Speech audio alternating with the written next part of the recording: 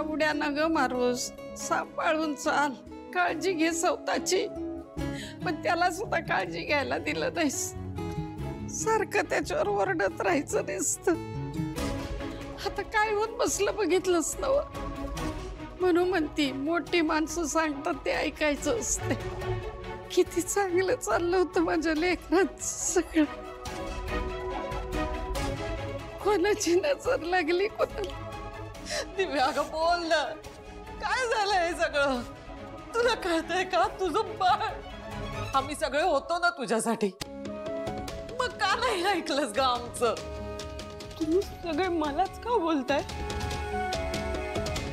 मी नाही केलंय, मी नाही पाडलं माझं बाळ. मला काय वाटतंय, मला नको होतं काय बाळ, मला हवं होतं.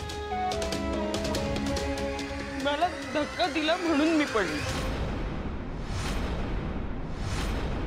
मुद्दाम पाडलंय मला.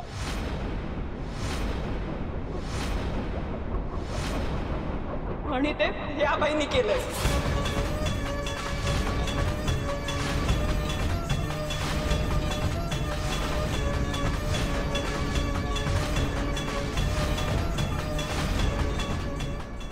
दिव्या अगं काय बोलतेस तू? हे आताही तुला यांचीच बाजू घ्यायची आहे? 2 दिवस त्या चांगल्या वागल्या म्हणून त्यांच्या मनातला राग गेलेला नाहीये. तो राग काढला यांनी. नाही केलं दिव्या.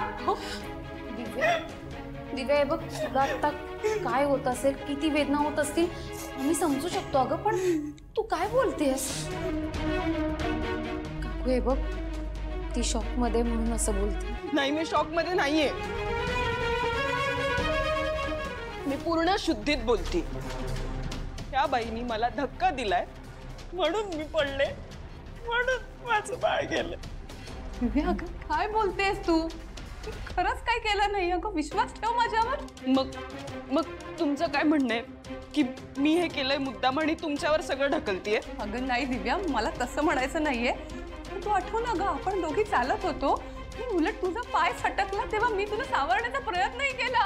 नाही, खोटं खोटं बोलताय तुम्ही. तुम्ही मला मुद्दाम धक्का दिला म्हणून पडले मी.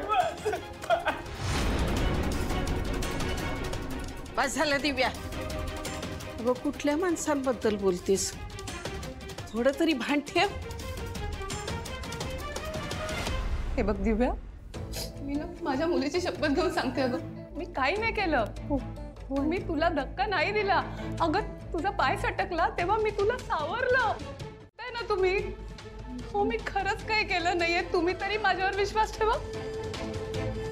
तुम्ही कोणीच का सांगत नाहीयेत की मी धक्का नाही मारला?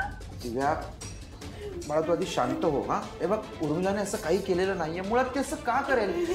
काहीतरी ना गैरसमज झालाय. अगं दिव्या, लय मोठा आरोप आहे ग हा. तू काहीतरी वेगळं बघितलं असेल. अय्याजी, तुला कुणावर विश्वास आहे? माझ्यावर की माझ्या बाळाला जिने मारलंय तिच्यावर? हिने चोरीचा आरोप केला होता ना तुझ्यावर, विसरलीस? बाद झालं दिव्या, आता तू वाटेल ते बोलतेस. मी सांगते ना की मी तुला धक्का दिलेला नाहीये. अगं उलट मी तुला सावरायला गेले. तू ताई तरी बोल ना ताई काहीतरी. आता ना हे सगळं मला सहनच होत नाहीये. हे बघा, मी दिव्याला धक्का दिलेला नाहीये, त्यामुळे हा आरोप मी सहन करून घेणार नाही. तुला वाटतं मी असं करेन? उर्मिला, थोडी शांत हो बरं. ही वेळ नाही हे सगळं बोलायची. आई, तू काकूला का बोलतेस? हे बघ, हे जे सगळं घडतंय ना ते खूप चुकीचं आहे. आणि दिव्या जो आरोप करतेस तो खूप मोठा आरोप आहे. म्हणजे उद्या जर काकूच्या ठिकाणी मी असते तर हिने माझ्यावर पण सेम आरोप केला असता.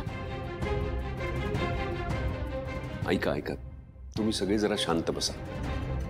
असे एकमेकांवर आरोप करून काहीही होणार नाहीये.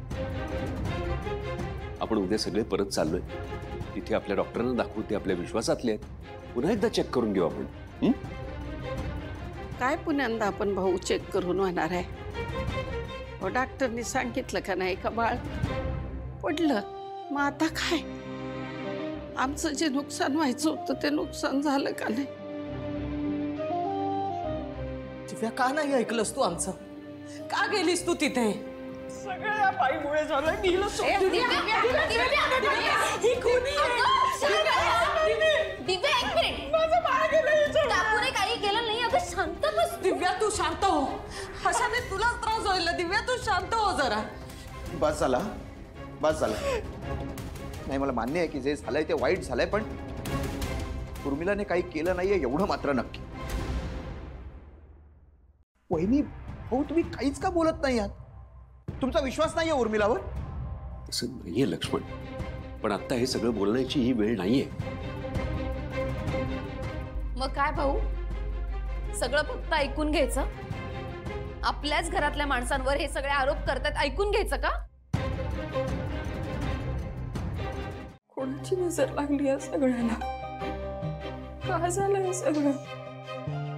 हे नको होतं व्हायला. चंदन खुश होता, दिव्या खुश होती, आई आजी सगळे खुश होते, आणि हे सगळं का?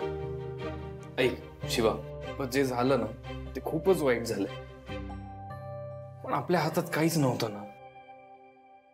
शिवा, आता सगळ्यांना तुला धीर द्यावा लागेल मला.